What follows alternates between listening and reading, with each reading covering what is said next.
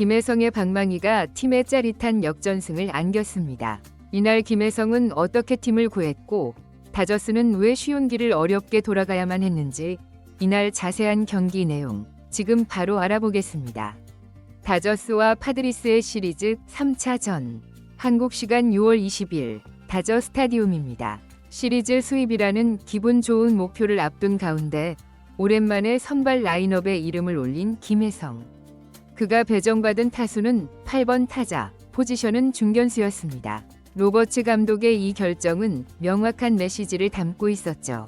여러 차례 기회에도 타율 1할 6푼 8리에 부진에 빠진 마이클 콤포토와 4할에 육박하는 맹타를 휘두르는 김혜성의 지표는 더는 외면할 수 없는 명백한 현실이었습니다. 또한 MLB 신인왕 모의 투표 2위라는 타이틀은 리그 전문가들 역시 그의 재능을 주목하고 있다는 확실한 증거였기에 기대감은 더욱 커졌습니다. 그렇다면 김혜성은 이 중요한 기회에서 어떤 활약으로 감독과 팬들의 기대에 부응했을까요? 그런데 이날 다저스는 출발부터 삐걱거렸습니다. 2회 초 선취점을 내주었고 다저스가 자랑하는 오타니와 무키 배츠의 방망이마저 상대 선발 스티븐 콜렉의 구위에 눌려 이렇다 할 활로를 찾지 못하고 있었죠. 답답한 흐름이 이어지던 3회 말 드디어 김혜성이 선두 타자로 들어섭니다. 이 무거운 침묵을 깰 주자로 모두의 시선이 집중된 상황. 마운드의 콜렉은 초구 바깥쪽 스트라이크를 던져 유리한 고지를 점합니다. 그러나 김혜성은 이어지는 콜렉의 유인구에 속지 않았습니다.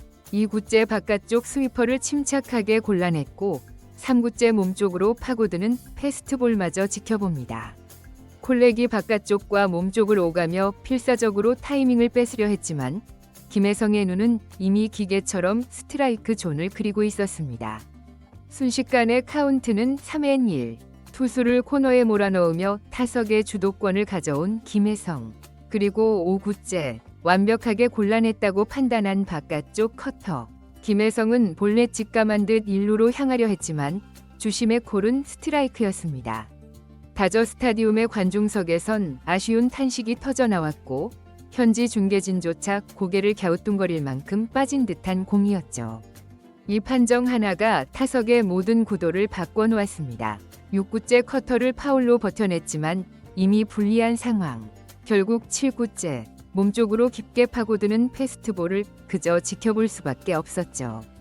루킹 삼진. 기록상으로는 첫 번째 대결은 패배였습니다. 하지만 상대 선발의 투구수를 늘리며 괴롭혔고 무엇보다 심판의 오심만 없었다면 볼넷으로 출루할 수 있었던 이긴 승부였다는 점이야말로 김혜성의 다음 타석이 더욱 기대되는 이유였습니다. 그리고 5회 말 스코어는 팽팽한 1대1.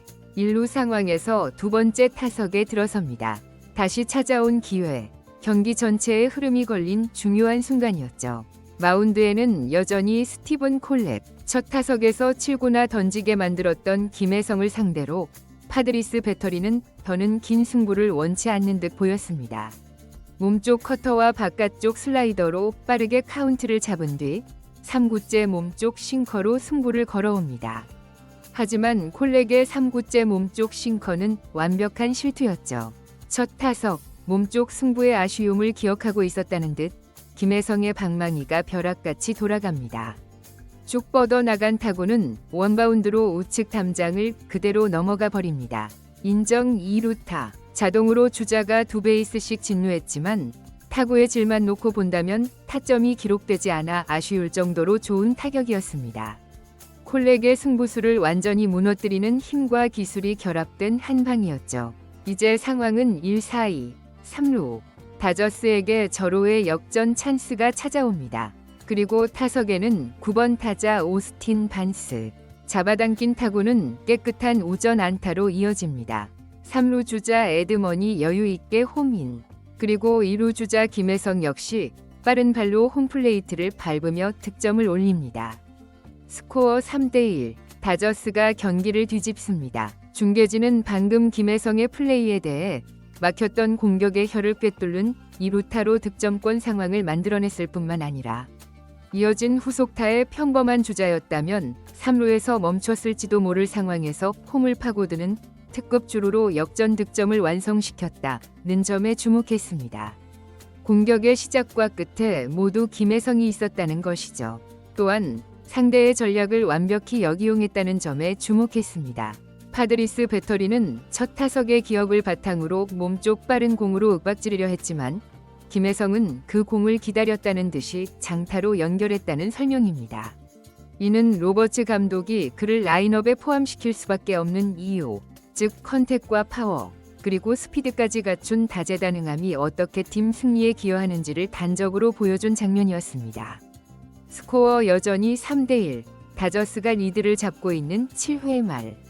선두 타자 맥스 먼시가 볼넷으로 출루했고 다음 타자 앤디 파에스가 몸에 맞는 공으로 걸어나가며 무사일 2루의 기회가 만들어집니다.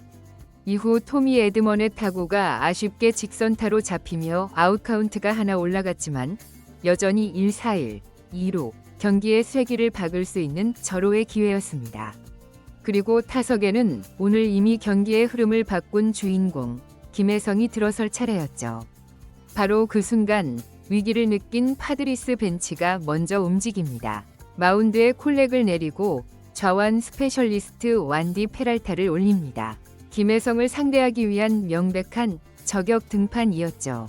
그 즉시 로버츠 감독 역시 더그아웃을 나오자 팬들의 환호가 순식간에 정적으로 바뀝니다. 모두가 예상했지만 동시에 누구도 원치 않았던 기계적인 플래툰이 가동된 것입니다.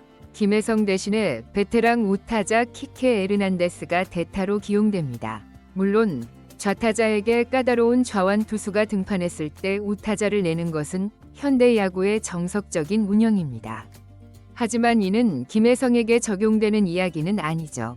최근 뜨거운 타격감은 절정에 올라 있고 무엇보다 올 시즌 김혜성은 좌투수 상대로도 강한 면모를 보이고 있는 만큼 좌투수는 그의 약점이 아님을 이미 증명한 바 있습니다.